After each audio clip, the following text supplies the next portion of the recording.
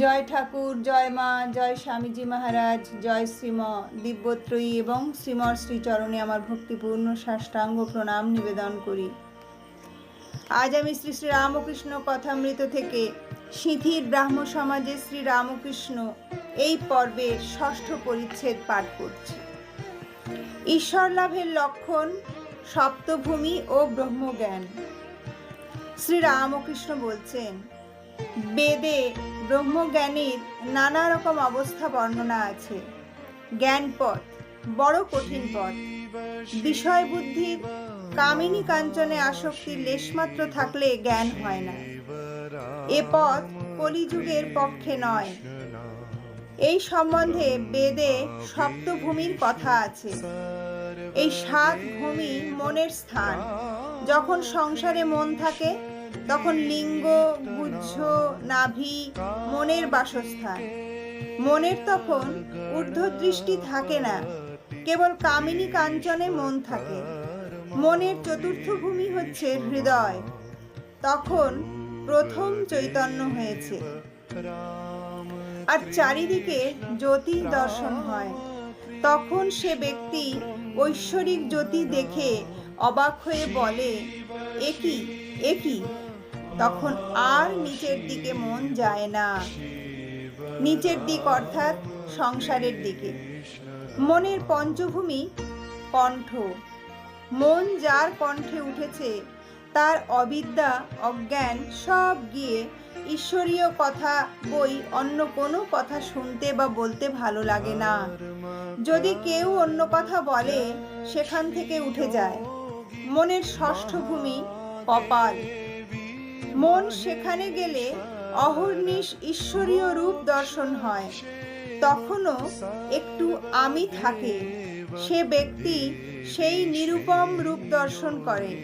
উন্মত্ত হয়ে সেই রূপকে স্পর্শ আর আলিঙ্গন করতে যায়, কিন্তু পারে না। যেমন লণ্ঠনের ভিতর আলো আছে, মনে হয় এই আলো ছুঁলাম, কিন্তু কাচ ব্যবধান আছে বলে ছুঁতে পারা যায় না। শিরোদেশ সপ্তভূমি। সেখানে মন গেলে সমাধি হয় ও ব্রহ্মজ্ঞানীর ব্রহ্মের প্রত্যক্ষ দর্শন হয়। কিন্তু সে অবস্থায় শরীর অধিক দিন থাকে না। সর্বদা বেহুশ, কিছু খেতে পারে না, মুখে দুধ দিলে গড়িয়ে যায়। এই ভূমিতে 21 দিনে মৃত্যু। এই ব্রহ্মজ্ঞানীর অবস্থা।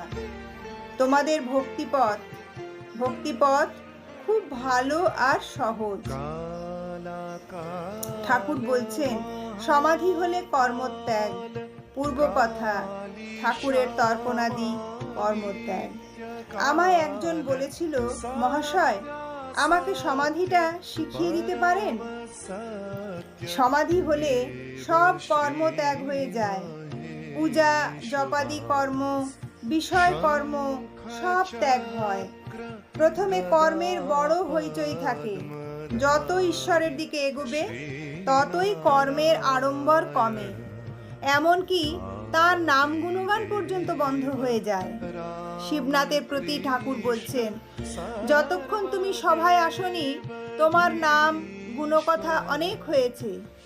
যাই তুমি এসে পড়েছ অমনি সেসব কথা বন্ধ হয়ে গেল। তখন তোমার দর্শনেতেই আনন্দ। তখন লোকে বলে, এই যে শিবনাথ বাবু এসেছেন। তোমার বিষয়ের অন্য সব কথা বন্ধ হয়ে যায়। আমার এই অবস্থার পর গঙ্গা জলে তর্পণ করতে গিয়ে দেখি যে হাতের আঙুলের ভিতর দিয়ে জল গলে পড়ে যাচ্ছে। তখন হলধারীকে কাঁদতে কাঁদতে জিজ্ঞাসা করলাম, দাদা এ কি হলো? হলধারী বললে, একে গলিত হস্ত বলে। ঈশ্বর দর্শনের পর তর্পণাদি কর্ম আর থাকে না।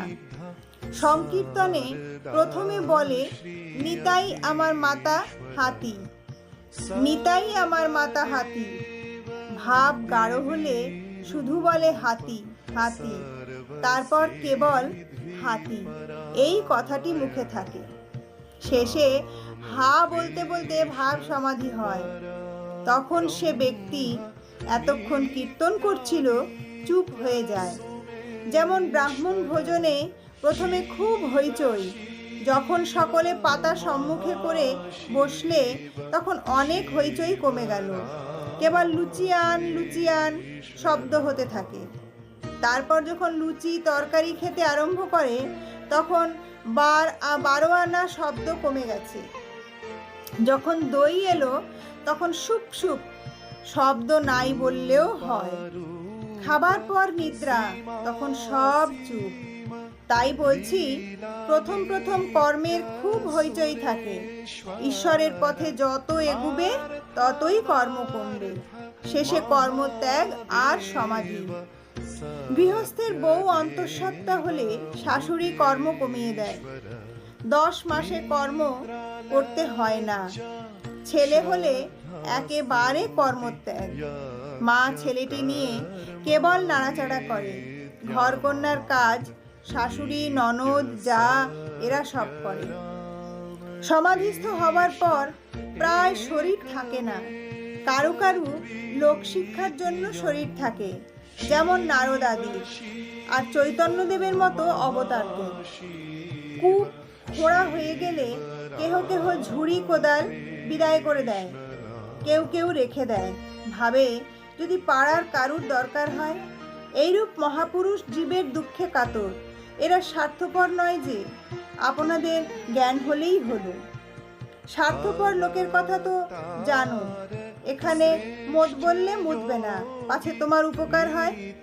1 পয়সার সন্দেশ দোকান থেকে আনতে দিলে চুষে চুষে এনে দেয়। কিন্তু শক্তি বিশেষ, সামান্য আধার লোক শিক্ষা দিতে ভয় করে। হাবাতে কাঠ নিজে একরকম করে ভেসে যায়, কিন্তু একটা পাখি এসে বসলে ডুবে যায়। কিন্তু নারদাদি বাহাদুরি কাঠ, এ কাঠ নিজেও ভেসে যায়, আবার উপরে কত মানুষ, গরু, হাতি পর্যন্ত নিয়ে যেতে পারে। জয় ঠাকুর, জয় মা, জয় স্বামীজি মহারাজ। দিব্যত্রয়ী এবং শ্রীমৎ শ্রীচরণে আমি আবার ভক্তিপূর্ণ সাষ্টাঙ্গ প্রণাম নিবেদন করি।